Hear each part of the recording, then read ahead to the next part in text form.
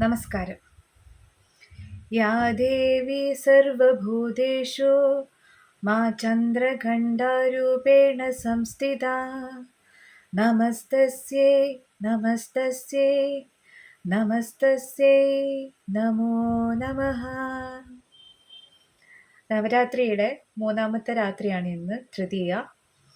ഇന്ന് നമ്മൾ ഭജിക്കുന്നത് ദുർഗാദേവിയുടെ ചന്ദ്രഘണ്ഠ ദേവി എന്നുള്ള രൂപമാണ്.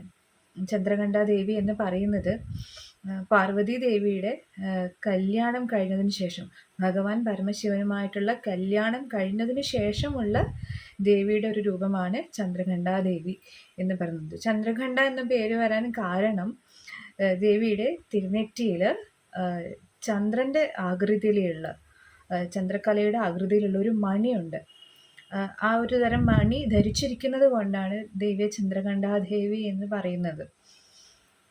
ദേവിയെ കാണപ്പെടുന്നത് സ്വർണ്ണ നിറത്തിലാണ് നമ്മൾ ചന്ദ്രഘണ്ഠ ദേവിയെ കാണാൻ സാധിക്കുക. ദേവിക്ക് 10 കൈകളുണ്ട്. അതിൽ 8 കൈകളിലായിട്ട് ആയുധങ്ങളും ബാക്കി 2 കൈകളിൽ ഒരു പ്രത്യേക തരം മുദ്രകളുമാണ് കാണാൻ സാധിക്കുക. ദേവിയുടെ വലതുഭാഗത്തുള്ള 4 കൈകളിൽ താമര, അമ്പ്, ധനുസ്, ജപമാല എന്നിവയാണ് കാണാൻ പറ്റുക.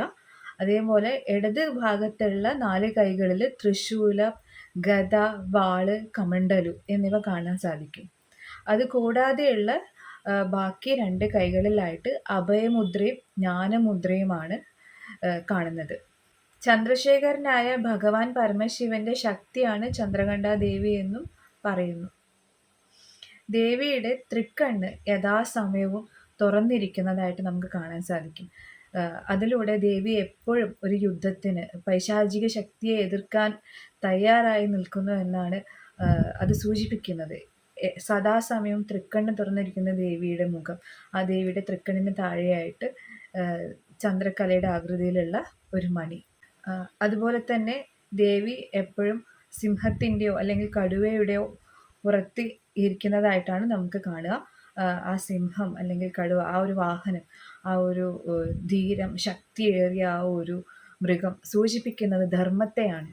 ചന്ദ്രഘണ്ഠ ദേവിയെ ചന്ദ്രികാദേവി, ചണ്ഡികാദേവി, മൃഗവാഹിനി, ചന്ദ്രകാന്ത ദേവി എന്നിങ്ങനെയൊക്കെ അഭിസംബോധന ചെയ്യാറുണ്ട്.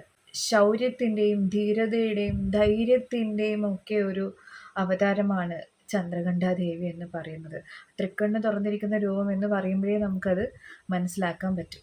അതേപോലെ തന്നെ നവരാത്രിയുടെ 3-ാം ദിവസമായ ഇന്ന് ധരിക്കേണ്ടുന്ന വസ്ത്രത്തിൻ്റെ നിറം എന്ന് പറയുന്നത് ചാരനിറമാണ്. ചാരനിറമുള്ള വസ്ത്രം നമ്മൾ ധരിക്കുന്നതിലൂടെ നമ്മൾ ഉദ്ദേശിക്കുന്നത് സ്ഥിരത, ശക്തി എന്നിവയൊക്കെയാണ്.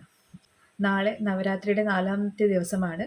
നാളെ ധരിക്കേണ്ടുന്ന വസ്ത്രത്തിൻ്റെ നിറം ഓറഞ്ചാണ്. അതുപോലെ നാളെ നമ്മൾ ഭജിക്കുന്നത് ദുർഗാദേവിയുടെ കൂഷ്മാണ്ഡ ദേവി എന്ന ഭാവത്തെയാണ്. നമസ്കാരം.